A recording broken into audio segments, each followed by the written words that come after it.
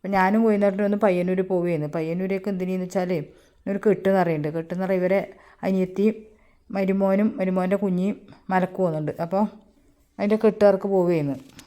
അപ്പോൾ 4 മണിക്കാണ് കെട്ടുകാരാന്ന് പറഞ്ഞത്. വീട്ടിൽ നിന്ന് ഇറങ്ങുമ്പോൾ തന്നെ ഏകദേശം 4:10 അപ്പോൾ അന്നൂർ വയ്യാ നിന്നപ്പോൾ പയ്യന്നൂരേക്ക് പോന്ന്. അപ്പോൾ നമ്മയുടെ എത്തുമ്പോൾ കെട്ടുനിറയെല്ലാം തുടങ്ങിയിനി. കെട്ടുനിറ ഇടുന്നതല്ലേ മടത്തുംപടി അമ്പലത്തിൽ നിന്ന്, മടത്തുംപടി സുബ്രഹ്മണ്യ ക്ഷേത്രമില്ലേ, അവിടെ നിന്നാണ് കെട്ടുനിറ. അപ്പോൾ ഇന്ന് കെട്ടുനിറക്കാൻ ഒരുപാട് സ്വാമിമാരുണ്ട്, ഏകദേശം 10-40 സ്വാമിമാരുണ്ട് എന്നാണ് പറഞ്ഞത്. അപ്പോൾ നമ്മൾ കെട്ടുനിറ തേച്ചും കഴിയാൻ നിന്നിട്ടില്ല. നമ്മളടുത്തുനിന്ന് പോകുന്ന സ്വാമിമാരെ കെട്ടുനിറ കഴിഞ്ഞപാട് നമ്മൾ അമ്പലത്തിൽ നിന്ന് ഇറങ്ങി. കെട്ടുനിറ കഴിഞ്ഞിട്ട് അമ്പലത്തിൽ നിന്ന് ഇറങ്ങുമ്പോൾ വിചാരിച്ചൊന്ന് പയ്യന്നൂർ അമ്പലത്തിലും കൂടെ പോകാമെന്ന്. അതായത് പയ്യന്നൂർ അമ്പലത്തിൽ ആരാധന തുടങ്ങിയില്ലേ. അപ്പോൾ വീട്ടിൽ നിന്ന് വരുമ്പോൾ ചായയൊന്നും കുടിച്ചില്ല. വൈകുന്നേരത്തിന് 4 മണിക്ക് ചായ കിട്ടിയിട്ടില്ലെങ്കിൽ ആകെ അങ്കലാപ്പാണ്. അങ്ങനെ ഒരു സ്ഥലത്ത് കയറി ചായ കുടിച്ചു. ചായ കുടിച്ചിട്ട് നേരെ അമ്പലത്തിലേക്ക് വിട്ടു. അമ്പലത്തിൽ നിന്ന് ആരാധന തുടങ്ങിയ ദിവസമായതുകൊണ്ടോ എന്തോ അറിയില്ല, വലിയ തിരക്ക് കാണുന്നില്ല നമ്മൾ പോയിട്ടാണ്.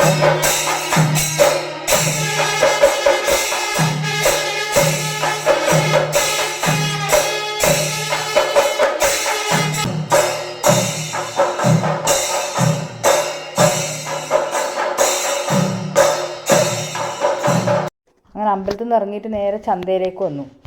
അമ്പലത്തിൽ എവിടെയെങ്കിലും ഉത്സവത്തിനെല്ലാം വന്നാൽ സാധനം വേണോ വേണ്ടേ, ചന്തയിൽ എന്തായാലും തുക്കി നടക്കണം.